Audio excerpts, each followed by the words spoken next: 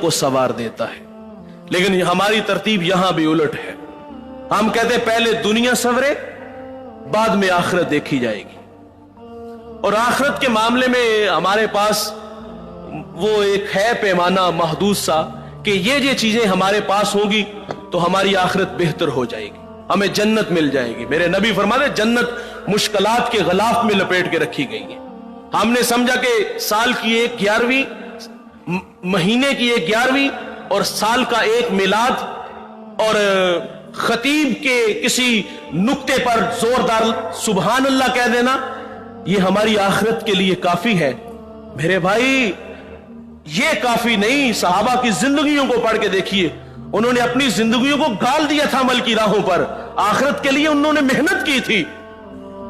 जो आखिरत के लिए मेहनत करता है अल्लाह ताला उनकी दुनिया को भी सवार देता है। आप सहाबा की जिंदगियों को देखिए, उन्होंने अगर आखिरत के लिए मेहनत की थी तो अल्लाह ने दुनिया कैसे सवारी। हजरत अनस रज़ियल्लाहु ताला अन्हु फरमाते हैं कि मैं लकड़ी के कुल्हाड़े के साथ सोने की ईंटें तोड़ता था।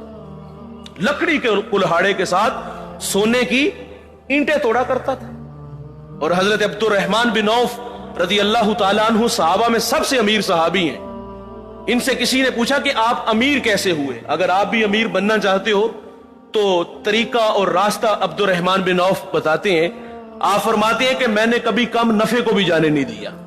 और खुद ही फरमाते कि एक दफा मेरे पास 1000 ऊंट था और जिस कीमत में मैंने खरीदा उसी कीमत में मैंने उसको फरोख्त कर दिया। तो सवाल यह है कि इन्हें फायदा क्या हुआ। आप फरमाते मुझे 1000 ऊंट की जो रस्सी थी वो बच गई और मैंने वो एक एक रस्सी एक एक दिरहम में फरोख्त कर दी। हजरत अली जब कूफा के बाजार से गुजरते तो ये आवाज देते थे कि लोगों कम नफे को जाने ना दो वरना ज्यादा से भी महरूम हो जाओगे।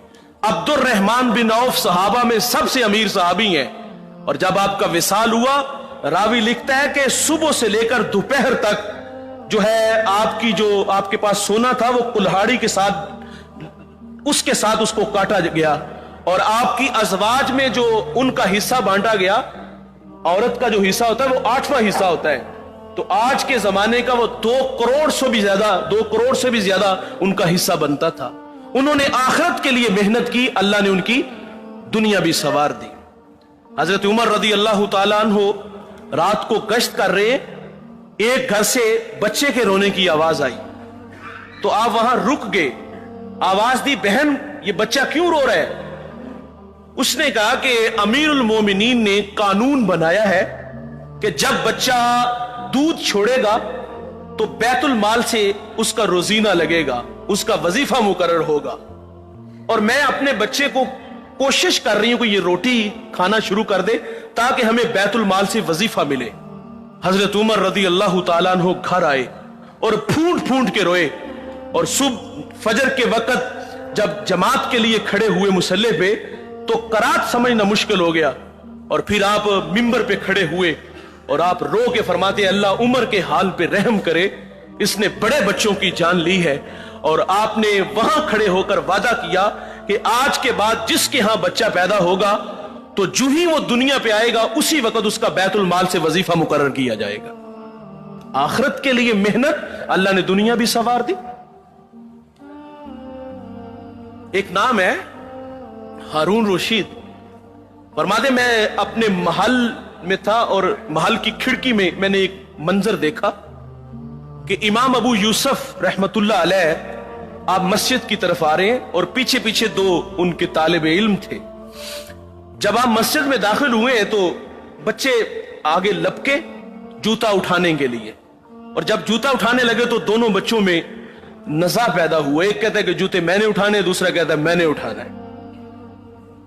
फरमाते फिर उन दोनों बच्चों ने आपस में मशवरा किया, कपड़ा बिछाया और उसमें इमाम अबू यूसुफ के जूते रखे और कहा एक पल्लू से आप पकड़ लो और दूसरे पल्लू से मैं पकड़ लेता हूं। हारून रशीद ने ठंडी या भरी और कहते वैसे लोग हमें बादशाह कहते हैं, वैसे लोग हमें बादशाह कहते हैं, भला हमारे जूतों के लिए कोई इस तरह झगड़ा करता है। जो आखिरत की मेहनत करते हैं अल्लाह दुनिया सवार देता है। हजरत सफियान सौरी कितना बड़ा नाम गुजरा है। सफियान सौरी रहमतुल्लाह अलैह दरसे हदीस दिया करते थे।